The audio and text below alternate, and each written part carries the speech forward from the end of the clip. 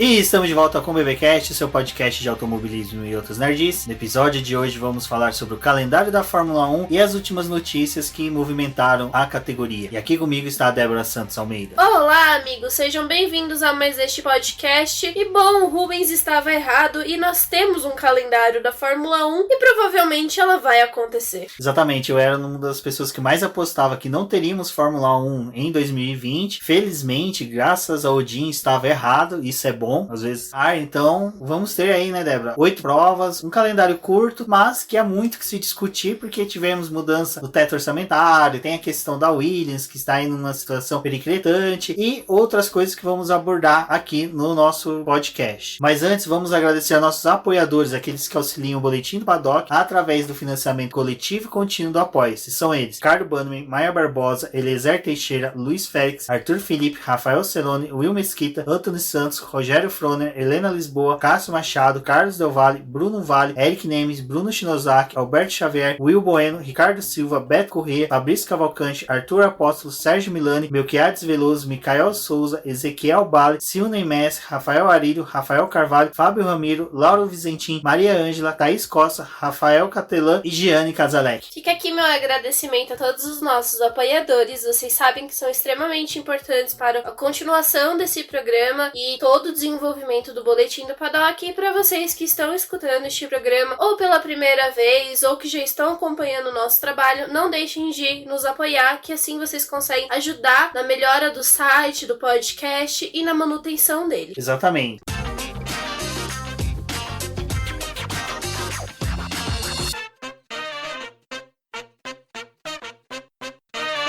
Bom, Débora, acho que o importante desse podcast vai ser realmente o que vai ser o cerne dele, vai ser o calendário que saiu hoje, mas só que tem muito mais coisa que norteia o calendário da Fórmula 1. Nós tivemos aí as notícias de mudança do teto orçamentário, algo que era reivindicação há anos, tanto de categorias, equipes, né, menores, como pessoas que veem a categoria e veem que a distribuição de renda nela é totalmente desigual, proporcionando um crescimento muito maior das equipes de ponta, que têm condições, né, de arcar com investimentos altos. E com esse teto orçamentário já previsto para 2020, 2021, a gente já consegue traçar uma boa perspectiva do que pode acontecer, né? Até de chegada de novas equipes, a gente pode ter uma nova experiência dentro da Fórmula 1, visando um rendimento maior com menos dinheiro injetado. Eu acho importante falar sobre isso, porque até um tempo, acho que até o ano passado, a gente sabia dos problemas que a categoria tinha, mas ninguém ficava cobrando tanto ou abordando muito. Esse assunto ele vinha à tona a respeito do teto orçamentário, mas acho que era algo mais passageiro. E a gente precisou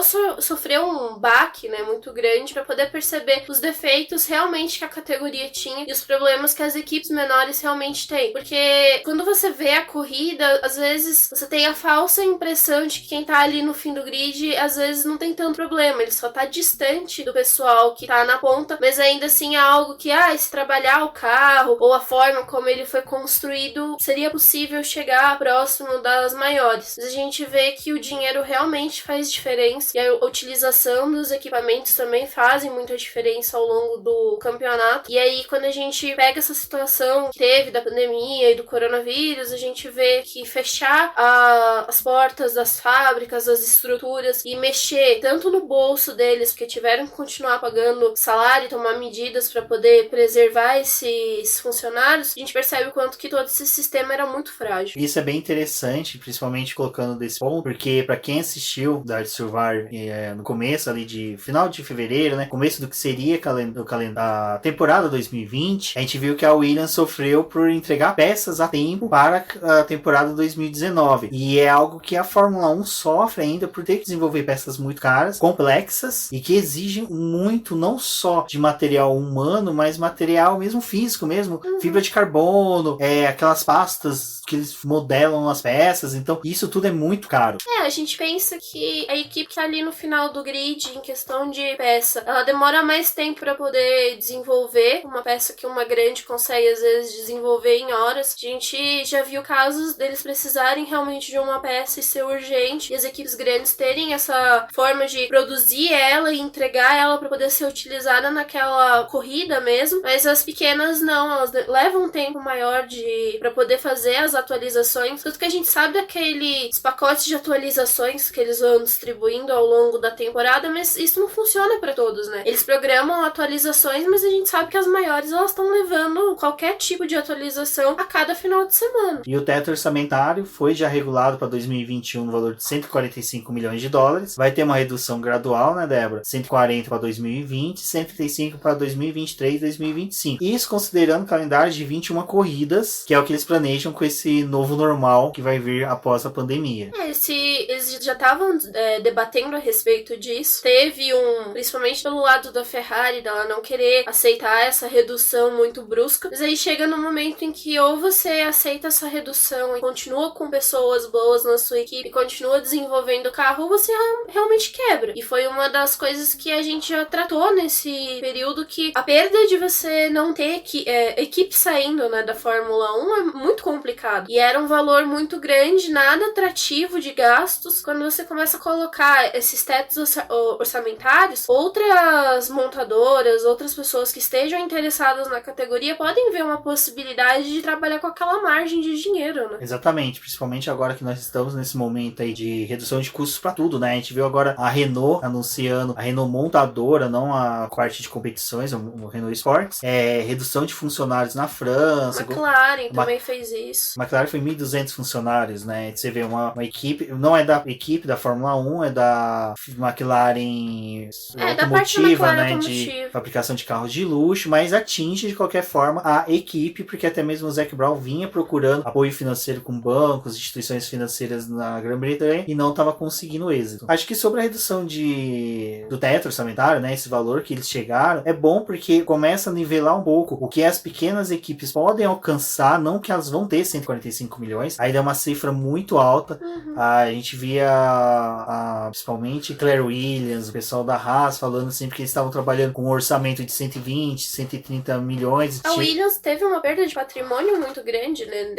Essa semana foi divulgado o patrimônio deles e dava pra poder notar o quanto que eles perderam de dinheiro. Tem o fato do patrocinador e você vê que a receita deles estava sendo diminuída, enquanto tem outras equipes que conseguem salvar muito do que elas conquistam com o prêmio no final do ano, mas porque elas estão acabando mais à frente no campeonato, né? E a Williams necessitava muito desse campeonato esse ano para pelo menos conseguir pagar as contas desse ano, nem era alguma coisa de projeção para o ano que vem. Ela procura, né, parceria ou até mesmo a venda da equipe para poder se manter na categoria para os próximos anos. Então a situação dela é bem difícil, mesmo com a redução do teto orçamentário, não vai ser fácil. A mesma situação passa a Haas e eu acredito que até outras equipes podem sofrer com isso, porque elas começam a ter que reduzir a capacidade dela de material humano, que é o que o orçamento delas às vezes não consegue pagar, e isso começa a refletir na pista e aí a disputa de foice pelas posições no grid. É um efeito cascata, né? Se você vai mexendo em pequenas peças, você vai alterando de qualquer forma o resto do desenvolvimento da equipe, tanto em valor de peça quanto da pessoa que vai fabricar aquilo.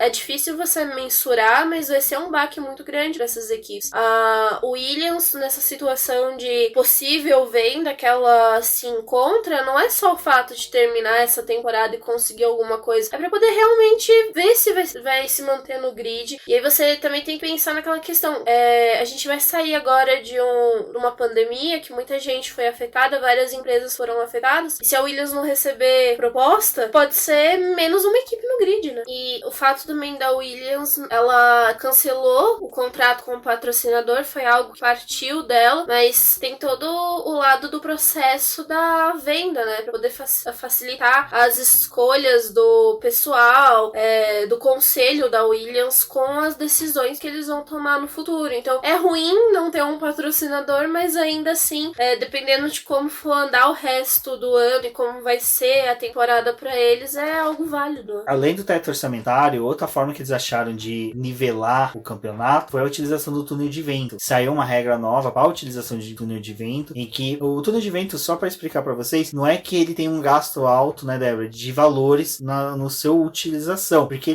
muitos deles utilizam um sistema de reutilização de energia. Uma vez ligado, o consumo de energia é baixo. A Ferrari mesmo, ela liga ele fica ligado o ano inteiro e só desliga no Natal e para uma data seguinte de manutenção. Só o resto do ano ele é ligado o tempo todo. Então as regras que entraram não é nem para desligar o túnel de vento, mas é o tempo que você fica utilizando todo o equipamento, todo o complexo do túnel de vento, que o complexo em si, ele não é barato, não por causa como eu disse, da utilização de ligar e desligar o túnel de vento, mas gira toda uma construção de novas peças, utilização de novas peças, pessoal que está ali em torno para trabalhar, e é aquela coisa, quanto mais você tem de mão de obra, você tem de peças para testar, fica mais caro, e quem tem mais dinheiro consecutivamente consegue utilizar melhor e mais vezes o túnel de vento. A gente tem as equipes que estão ali liderando a tabela do campeonato e elas acabam utilizando esse túnel de vento muitas vezes pelos 7 dias da semana e 24 horas por dia.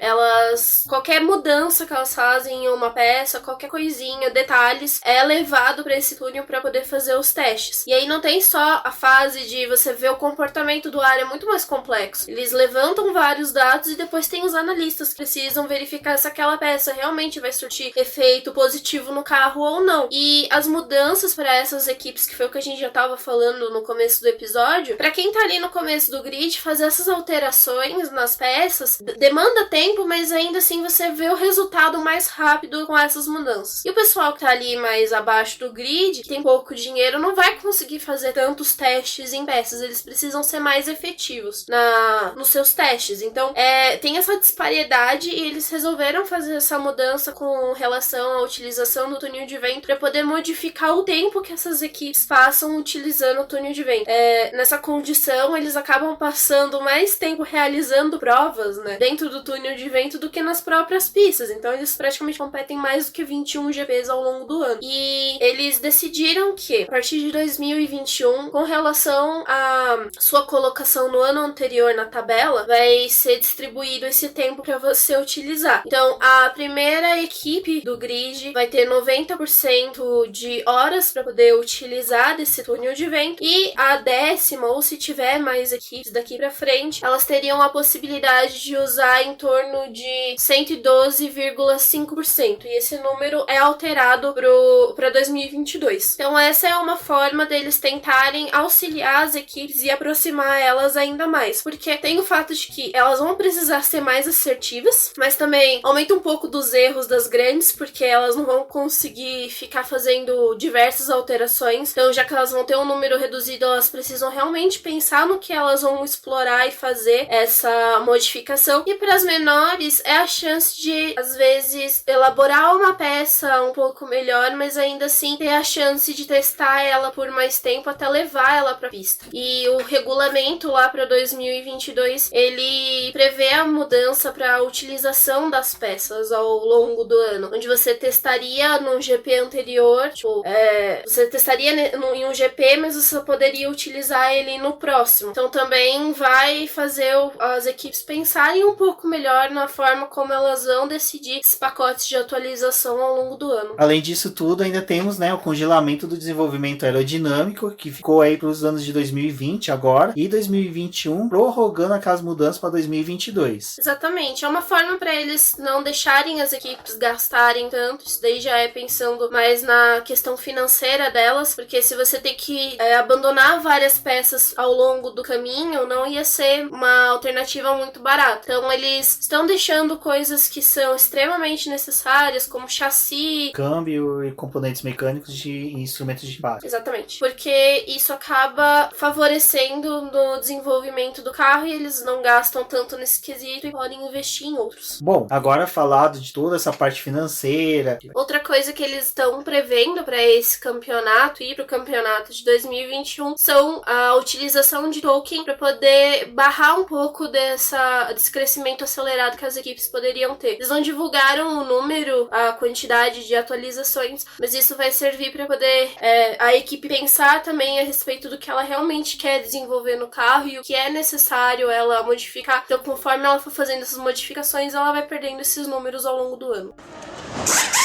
Agora vamos falar sobre o calendário de 2020, né? O provisório, vamos pro provisório porque não deve ter alteração desses 8 etapas, mas devemos ter aí acréscimos. A Fórmula 1 deseja realizar de 15 a 18 provas até o final do ano. Provavelmente teremos a ceia de Natal acompanhando a Fórmula 1, então vai ser bem interessante aí o final de ano para nós. Porém, temos algumas peculiaridades aí, tanto nesse calendário que foi disponibilizado hoje, né, Débora? Como também as possíveis alternativas que a Fórmula 1 e a Liberty tem para o futuro. Exatamente. Bom, para poder começar, essas 8 corridas, elas vão ser realizadas apenas na Europa. Então elas acabam se tornando um campeonato continental. O que é legal, uma efeméride que foi trazida para nós pelo nosso colega Josué Fusinato, lá no grupo do Boletim Paddock no WhatsApp. Quem quiser participar, entre em contato, temos apoio esse aí, tá bem bacana lá o grupo. Em que ele trouxe a efeméride de que vai ser a primeira temporada desde 1966 que tem início no território europeu. Em 1966,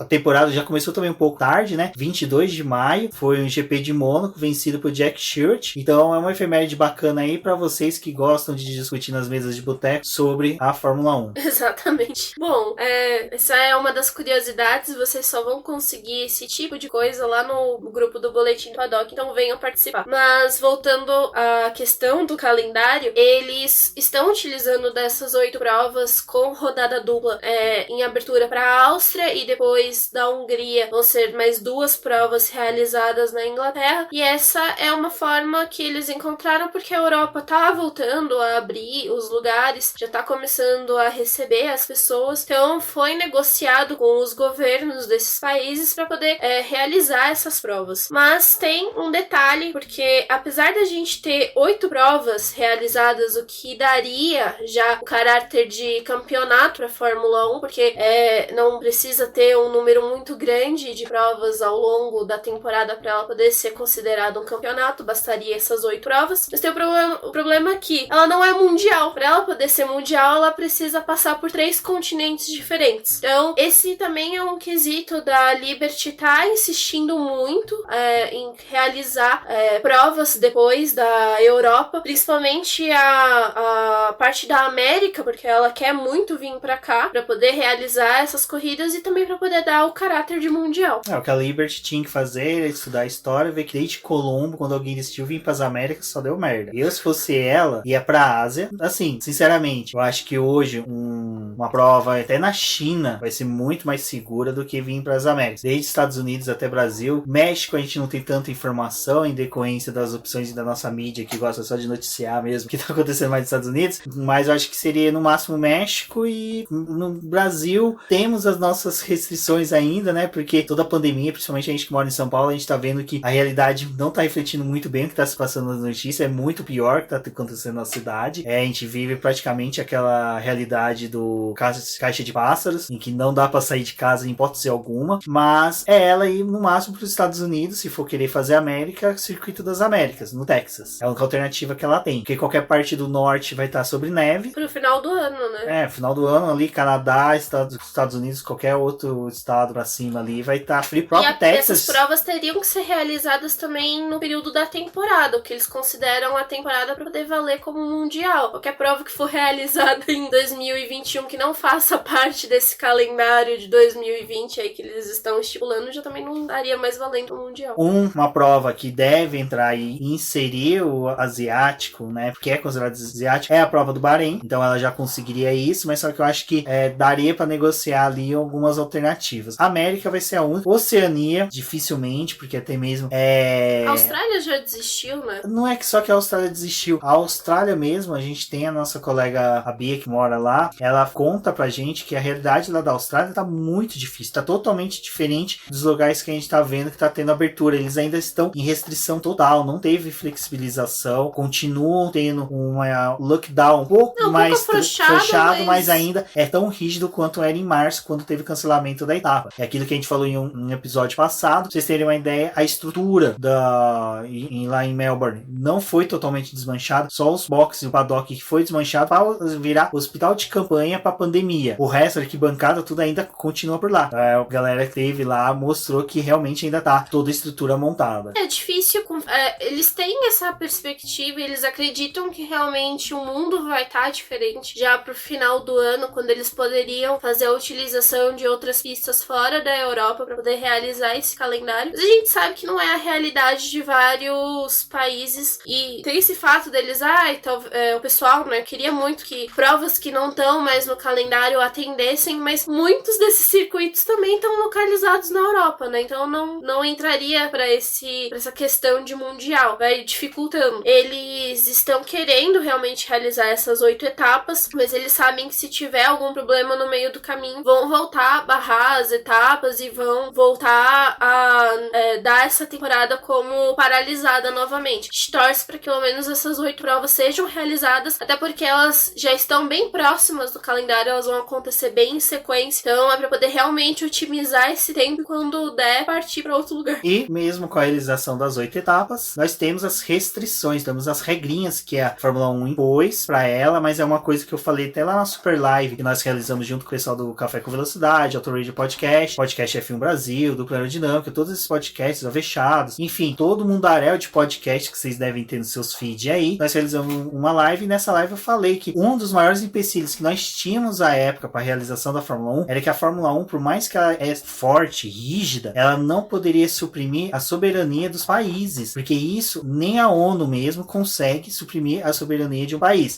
Temos reservas históricas, mas via de regra a ONU não pode. É um exemplo. Mas aonde que eu quero chegar? A Áustria, por exemplo, a gente via que ela estava tendo uma resistência muito grande, até que chegou uma hora que a gente vê ela inserida no campeonato com uma rodada dupla. Mas temos uma questão. O autódromo é particular e justamente de uma das equipes da Fórmula 1. E próximo também do aeroporto que faz o desembarque para o equipamento da Fórmula 1 também. E é aí que entra essas regrinhas que a Fórmula 1 contou hoje lá no Twitter dela, depois também no site ela elaborou um pouquinho mais, explicando como vai ser, a gente vai falar um pouquinho agora sobre eles.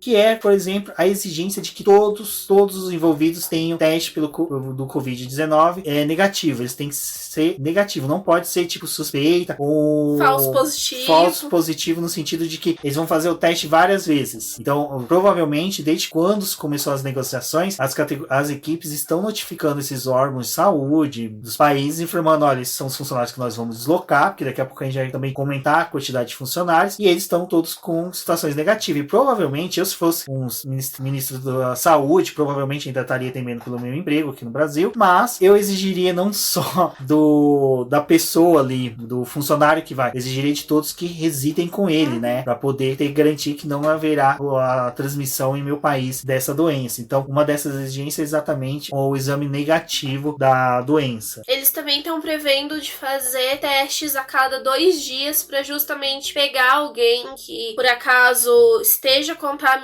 e já barrar essa pessoa e mandar ela de volta pra casa, pra ela fazer o isolamento dela, não de volta pra casa, né, mas assim como na situação da Austrália, mandar a pessoa pra um hotel onde ela vai ficar reclusa, fazer a quarentena dela, esperar passar o tempo de contaminação e voltar pra sua casa. Referente a esse negócio de contaminação e dos testes que são realizados, a gente tem que lembrar que pilotos também serão testados. É nessa hora que a gente vai ver se o Grosjean, pelo menos o Magnussen, consegue, né, passar nesses testes sem bater em ninguém. Mas a ideia é testar e ver quem tá contaminado e afastar. E eu vi muitas perguntas no Twitter hoje do pessoal, se piloto A, X ou Y ou Z ou W pegarem Covid, o que vai acontecer? As equipes já vão estar de prontidão com o piloto reserva para poder assumir o cockpit. Então vamos supor, hipoteticamente, como a Débora falou, dá 2 dias fazem teste. Fez o teste no Lewis Hamilton, ele tá com Covid na sexta-feira, na sexta-feira mesmo, entre o primeiro e o segundo treino, saiu o resultado, ele tá positivo, afasta, faz em todo mundo da Mercedes para verificar, só tava ele, beleza. Gutierrez ali, é o Gutierrez, né, hoje da Mercedes, salvo engano, isso, vai lá e assume o cockpit da Mercedes. Van Dorn também, pode ser que isso seja o Van Dorn, seria bacana o Van Dorn, mas enfim, a ideia é justamente ter os pilotos de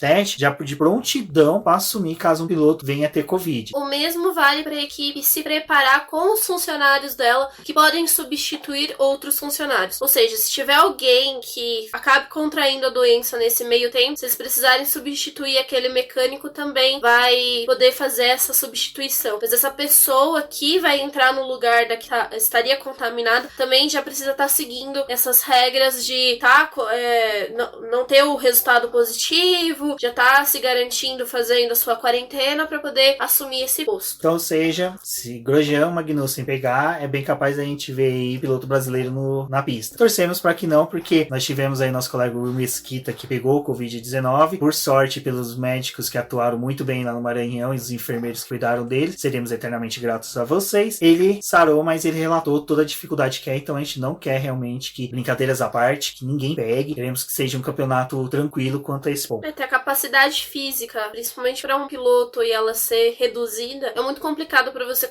pensar numa continuação de uma temporada de 15 etapas, por exemplo. E uma muito perto da outra, né? Isso que dificulta mais. Bom, agora, né, Débora, vamos falar de portões fechados. Como será isso? Esses portões fechados vale pra questão do público. Eles ficaram bem chateados com relação a isso, porque eles ainda queriam ter o público, mas não vai ser possível. Então vai ser tudo realizado de portões fechados. Mas o que eles determinaram é que se der pra poder fazer alguma alteração, se mais pra frente esses governos autorizarem ter o público, aí sim eles vão pensar numa política em quantidade de pessoas, ingressos pra poder ser liberado pra essas pessoas irem acompanhar a categoria, mas isso não é de imediato. Além disso, eles também, entrando nessa questão, eles vão cortar o pessoal que seria do paddock, o pessoal do paddock club, o pessoal que recebe esses ingressos VIPs. Esse tipo de pessoa não vai poder estar acompanhando a categoria durante esse período. Eu acho que pra poder ter portões abertos, acho que uma boa alternativa aí pra Fórmula 1 é distribuir bambolês pros torcedores e pedir pra eles ficarem girando o bambolê durante a prova. Assim, já gera um distanciamento social. Eu acho que o bambolê deveria retornar, kit escolar, porque é a melhor forma de treinar distanciamento social entre as pessoas. Bom, dentro disso, de portões fechados, nós vamos ter o pessoal reduzido. Não que vai ser um volume grande de anões trabalhando nas equipes, mas a ideia é que as equipes levem o menor número de pessoas. Aí, gente, essa equação, até agora, eu e a Débora estamos tentando fechar e não conseguimos. A gente viu diversos posts, tem um post da Juliana Serrazoli que é muito bom, que fala de número de pessoas que são de equipe. Eu lembro que tem uma sequência de posts do Felipe Massa que fala de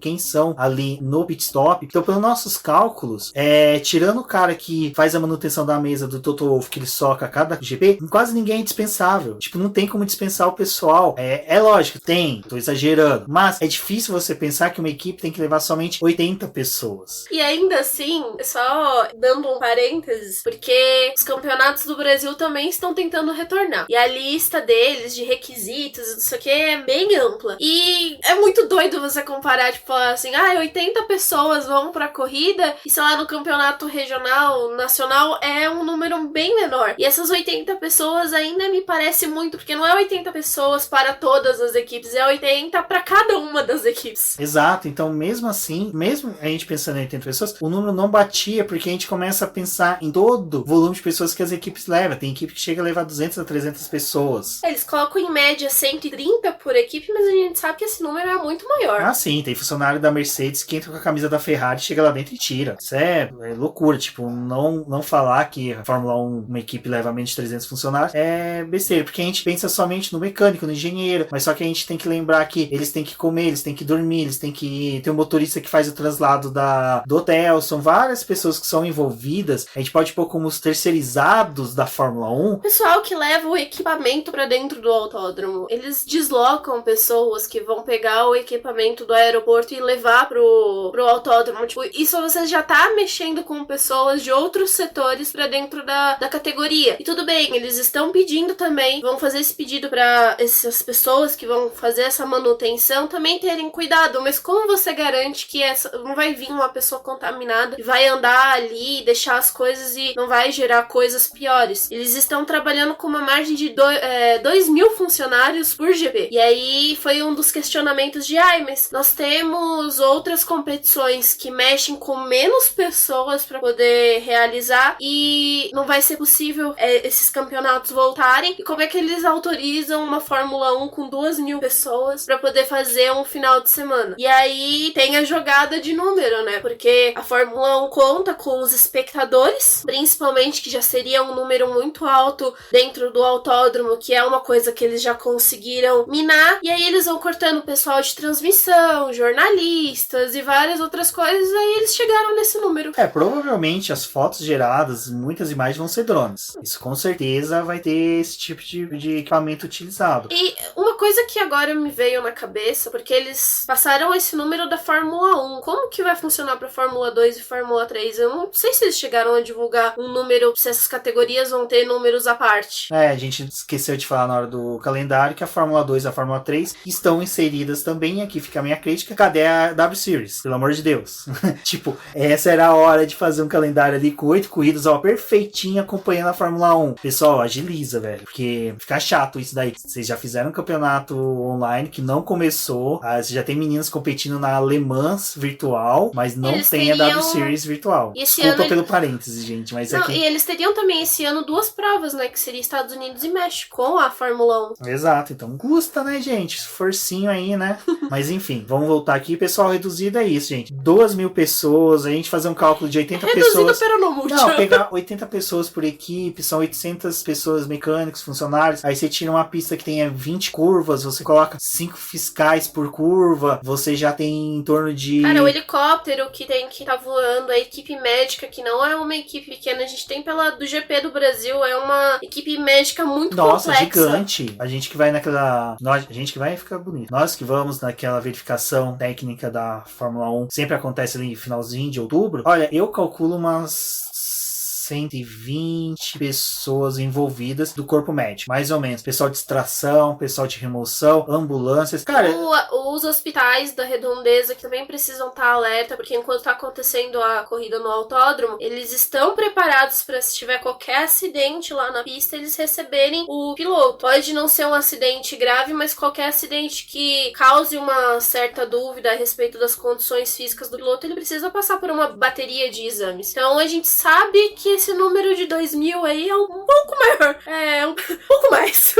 Com certeza. Vai ter mecânico entrando dentro de porta-mala de carro. Mas, enfim, sobre o pessoal reduzido, a gente ainda tem nossas dúvidas. Ficou bem obscuro as informações que a Fórmula 1 passou. Eles falaram que eles negociaram com os governos, mas também não tem a questão de como que foi essas negociações e o que foi passado. Essas são as coisas que a gente pode pensar, mas a gente provavelmente não vai ter uma resposta disso, porque dificilmente eles vão falar a respeito desses acordos e como foram feitos. A Rafaela lá do Garota da F1, ela também levantou o questionamento das quarentenas, porque a Fórmula 1 está pedindo para as pessoas fazerem um isolamento antes de ir para a pista e vai ser testado, aí eles vão passar por todo o translado das mudanças de aeroporto ou viagem de trem, o que for necessário para poder chegar de um país no outro, e eles pedem para que essas pessoas também realizem o isolamento e evitem ter contato com outras pessoas, mas é difícil você garantir, principalmente no aeroporto, que a gente sabe que já vai gerar uma grande movimentação. Essas viagens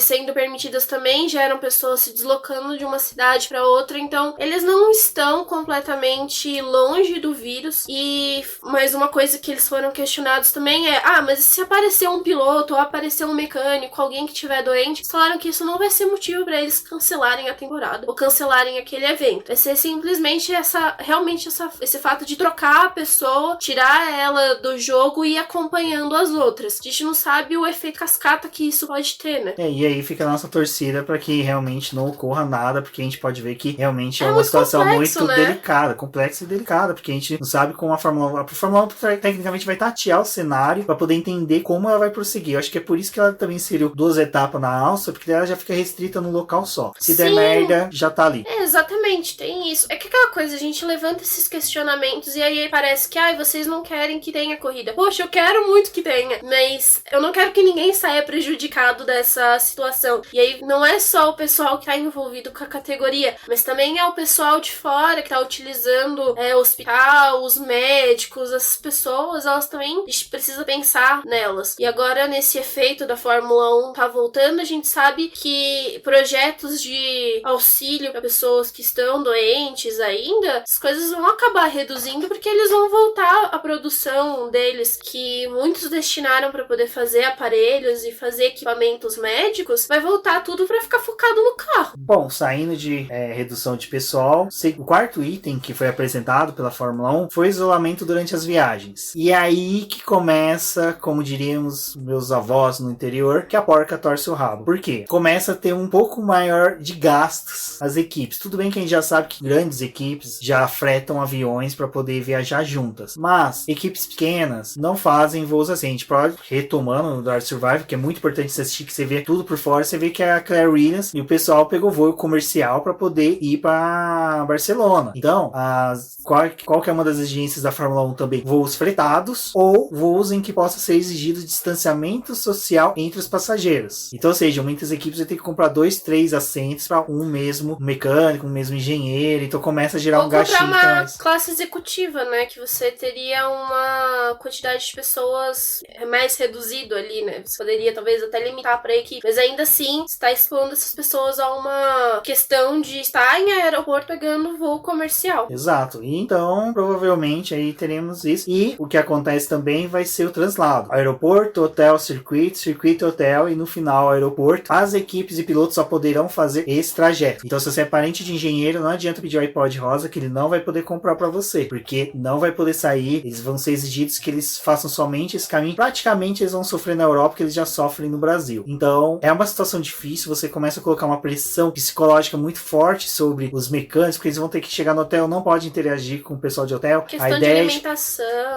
Questão deles já chegar, subir pro quarto e ficar no quarto. Você disponibiliza um começo de ano com as férias, que você fala, vocês vão estar descansando e depois quando a gente voltar vai ser mais intenso, e realmente eles estão provando que vai ser uma paulada atrás da outra, né? Então realmente não vai ter nem como fazer uma rotatividade de funcionário, porque já que você precisa estabelecer essa quarentena, é difícil de você ficar trocando por fulano que ficou ali, que poderia ser utilizado, porque às vezes vai aumentar a distância que essa pessoa vai circular, então causa ainda um pouco de incerteza sobre esse desenvolvimento. Tudo bem, a gente olha ali para os Estados Unidos que tá tendo a NASCAR e que tá tendo corrida uma atrás da outra, mas, né, Fórmula 1 a gente sabe que é difícil. Vai ser bem complicado. E dentro do último item, que é o distanciamento social. Aí, que é outra questão que eu gerei até um pouco. Assim, tive dificuldade de entender da forma que a Fórmula 1 expôs, mas vou tentar transmitir pra vocês, que é jornalistas, pilotos e fotógrafos vão ter que se distanciar. 2 metros. Então, assim, pilotos acredito que seja só fora da pista, né, pra alegria do Grosjean. Mas jornalistas e fotógrafos a gente já sabe que vai ter um volume reduzido. Eu acredito que esse pessoal que vai estar lá vai ser somente, assim, tipo, Sky Sport, 2 pessoas. Se a Globo mandar 2 pessoas. Reduzido, bem reduzido. Bem reduzido. E fotógrafos, provavelmente só mesmo o Sutton, essa galera que é... Eu acho que eles vão dar prioridade pra quem já tá... Quem vai acompanhar mais de uma etapa no... seja residente da Europa. Exato. E não o pessoal regional, às vezes, provavelmente mais esse pessoal que vai realmente se desprender pra poder acompanhar o calendário. Porque até mesmo pelo cálculo de pessoal deles, não consta esses 2 profissionais, jornalistas e fotógrafos. Consta pessoal de transmissão, mas não jornalistas e fotógrafos. Então a gente já vê que possivelmente pode ocorrer de não termos. Eu vou até falhar agora, desculpa. Eu vou achar o post pro Rubens tentar colocar na descrição aqui do post, mas foi levantado a questão de uma jornalista que lida com a Fórmula 1, né, no exterior. Ela falou o quanto que é prejudicial até pra nós que acompanhamos a categoria e dependemos muito das informações de fora, porque quando a gente tem jornalistas que são tanto da parte regional quanto esse pessoal que realmente vai e acompanha a categoria, mas trabalha para outras emissoras e jornais, eles trazem uma verdade, coisas que estão acontecendo na categoria que a categoria não fala pra gente que aquilo tá acontecendo. E eles são responsáveis por levantar os questionamentos de uma temporada. E esse ano, por ser uma temporada tão caótica, seria necessário a gente ter esses profissionais que acompanham a categoria dessa forma. E a gente ficar dependendo dos números, dos resultados que a categoria vai trazer, às vezes vai mascarar um cenário muito mais complicado que eles vão enfrentar esse ano. As próprias coletivas dos pilotos vão ter que mudar até de nome, que não vai poder mais ser coletivas. Eu acredito que vai ser alguma coisa tipo assim, um piloto por vez, um jornalista já apresentando perguntas e um jornalista fixo ali realiza essas perguntas. Transmissão pro pessoal que tá na sala de imprensa. Pode ser uma coisa que a Fórmula E adotou, a gente até participou de algumas, que era coletivas pelo Zoom, né, que a gente participava, acompanhava a coletiva, mandava as perguntas. Se for dessa forma, se for conduzida como foi da Fórmula E, será ótimo, foi excelente, até torceria que fosse aberto ao credenciamento até de outros jornais de fora, que seria interessante a gente ver uma participação, uma dinâmica maior de perguntas. Mas a gente começa também a se perguntar de outros momentos, como a entrega dos troféus. Provavelmente não teremos que essa cerimônia vai ser mudada, a cerimônia do pódio, o momento do hino, tudo isso vai precisar ser modificado para poder fazer esse distanciamento de 2 metros. Mas ainda assim, quando a gente lembra de uma foto de grid e do final de semana da Fórmula 1, a gente vê muita gente junto. O político não vai entregar o troféu, ele vai jogar de longe o piloto que abraça. Acho que dá pra poder colocar ele no chão e empurrar com um taco de cricket. É uma boa. Europeu, né?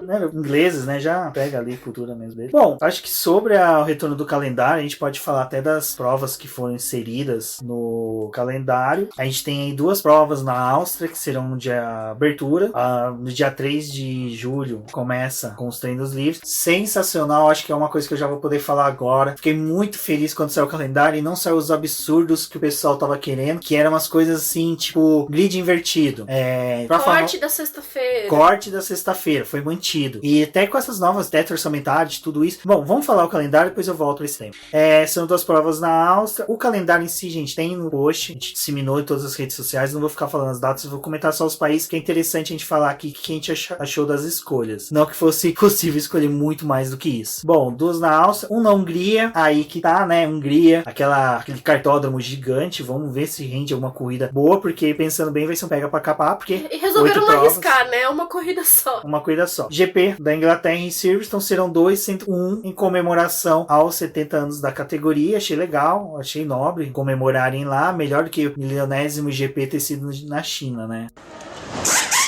Bom, teremos o GP da Espanha, aí aquela coisa, volta para onde eles testaram os carros, grandes chances de ser uma prova apática, mas minha aposta nesse ano é, com calendário reduzido, não sabendo se eles vão passar da 8ª prova, já pensou? O piloto considerar que vai ter mais prova e ficou segurando o campeonato ali, encerra na 8ª temporada, na 8ª prova, acabou, Vettel campeão, chupa Ferrari. Bélgica, não poderia ficar de fora, eu queria um calendário inteirinho na Bélgica. Ainda e para finalizar, ficou ali perto do meu aniversário, fiquei bem satisfeito. E para finalizar, GP da Itália. Vai ser legal porque dia 6... não, eles anteciparam os feriados, né? Porcaria, a gente ia beber tanto no GP da Itália pra ficar tão bêbado até o dia 7 de setembro. Não vai rolar. Não, eu trabalhei no feriado, meu chefe falou que eu posso pegar esse dia qualquer outro dia da semana. Então eu vou pegar no dia 7. Vou beber pra caramba, porque o Sainz vai ganhar com a Ferrari. Com a Ferrari não, com a McLaren. Enfim, agora voltando ao que eu tava falando. Antes do que o pessoal tava pedindo. Grid invertido. Aí começa as questões de ter 2 provas por final de semana. Gente, isso são ideias muito bonitas. É sensacional. Mas no papel, na realidade, para uma categoria como a Fórmula 1, não rende. E se você pensar que ela vai viajar com a Fórmula 2 e com a Fórmula 3, que já tem corridas duplas no final de semana, não rola, né? Só se colocar farol nos carros e correr à noite. Do jeito. Mas o que acontece? Farol aerodinâmico. O que muda nessa questão de ter 2 provas no final de semana é uma coisa que a gente até debateu nas redes sociais, até no dia da live lá do Super Live, foi bacana que a gente debateu com o pessoal, foi que a gente já tá discutindo gastos. Se colocar 2 provas no final de semana, o carro bateu, tem que substituir peça, é desespero. Então equipes vão ter que levar o dobro de peças de reposição, praticamente 2 carros a mais para montar. Então você vai ter que ter mão de obra. O risco é muito grande e você pensando que o benefício é pouco. Exato, e elas estão precisando justamente, elas vão lutar esse ano por dinheiro, para poder ter o dinheiro dessa temporada.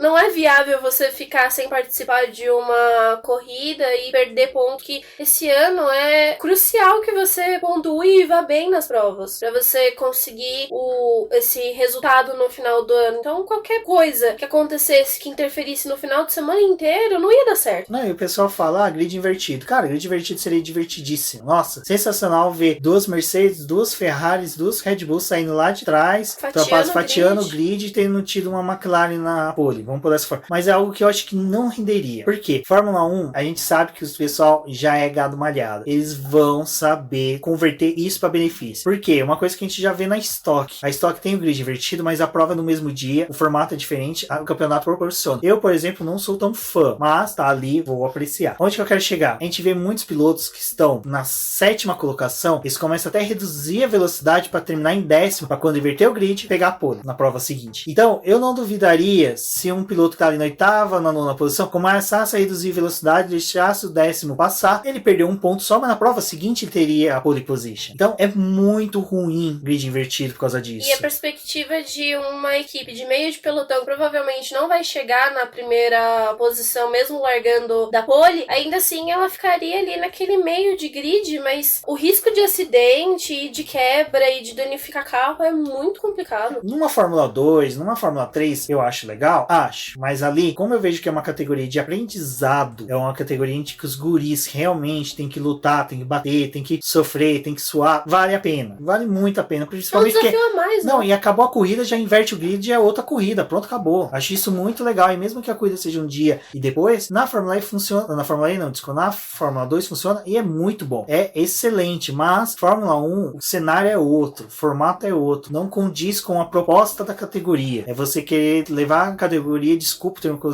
vou usar, o amadorismo. Como diria o Rafael Celon, se os carteiros abandonou o grid invertido, por que a Fórmula 1 teria grid invertido? Então, pra mim, é uma pataquada. Outras que entraram, que acho que, putz, como a gente falou, 2 provas, até guerra de pneus. Acho que guerra de pneus, eu era um defensor. Se vocês pegar podcast F1 Brasil, os primeiros que eu participei, eu defendia tanto guerra de pneus como o reabastecimento. Com o tempo eu parei. Porque você começa a estudar a Fórmula 1 mais afinco, temporadas passadas que tinham esses dois artifícios, você via que muitas vezes pilotos que eram bons, carros que eram bons, sofriam porque simplesmente você tinha uma Bridgestone que desenvolvia o pneu somente para uma equipe. A Michelin que também só desenvolvia para outra equipe. Fornecia para 6 equipes, mas 2 equipes eram os favoritos dela. Então você tinha um cerceamento de qualidade de potenciais pilotos a vencer que não condizia com a verdade. E do reabastecimento eu nem falo a questão do risco de fogo, dessas coisas, porque, cara, Stock Car tem reabastecimento, Indy tem reabastecimento, WEC tem reabastecimento, posso falar 300 mil categorias tem reabastecimento, Fórmula E tem reabastecimento se vacilar, tudo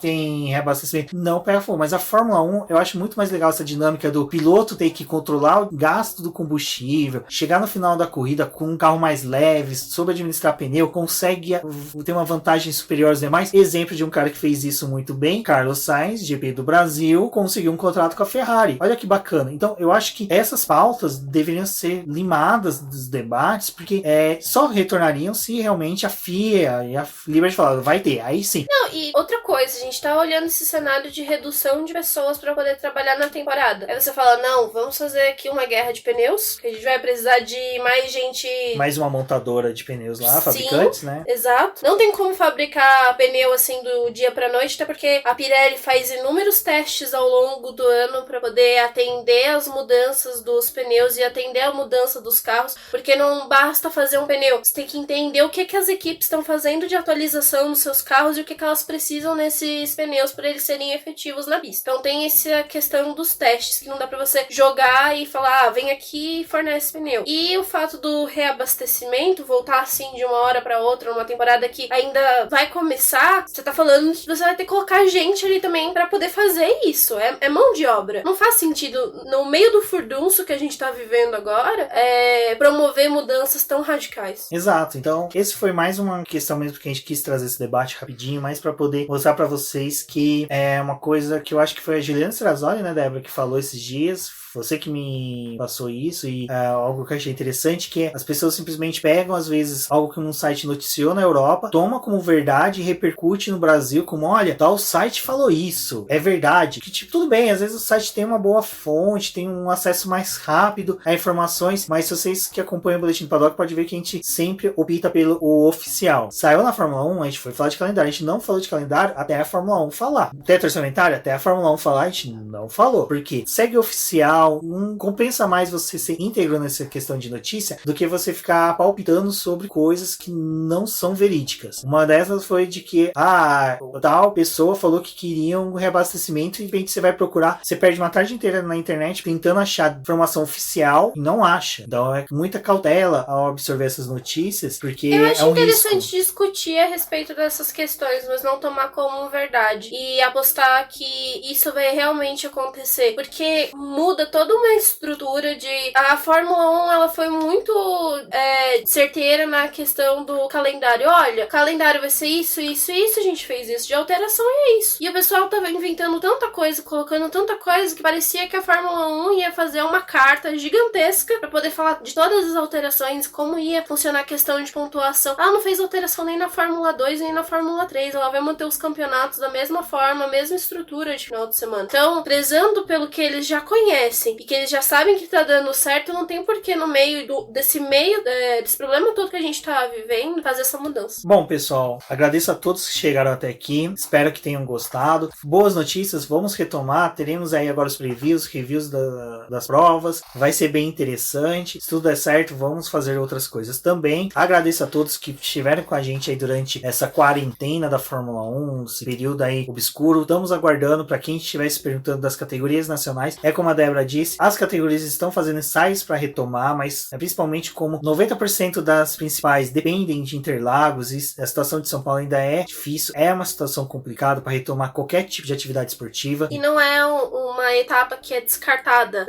da utilização. Eles têm outros autódromos no interior, em outras cidades que não estão tendo tanto problema, já estão lidando bem melhor, mas mesmo assim eles precisam levar em consideração São Paulo, porque tem montadora, tem gente que é daqui, que precisa se deslocar daqui para poder ir para outros lugares. Como a gente ainda tá nesse sistema de não poder ficar circulando, é difícil apostar na volta imediata desses campeonatos. Bom, então fiquem atentos, conforme tivermos notícias dos campeonatos nacionais, vamos repassando para vocês. Eu sou o Rubem GP Neto, agradeço a todos, não deixem de conferir nosso post, não deixem de conferir nossa proposta de financiamento coletivo e contínuo no Apoia-se. Ele foi muito importante durante o período da pandemia, continuará sendo importante e convido a todos aí para também conhecer todo o nosso trabalho realizado no site. Um forte abraço a todos e até a próxima. Fica aqui meu agradecimento para todos que escutaram este programa. Como o Rubens falou, acompanhem a gente nas redes sociais, se inscrevam lá no canal do YouTube, os nossos podcasts também são disponibilizados lá. E, bom, é só isso e até a próxima.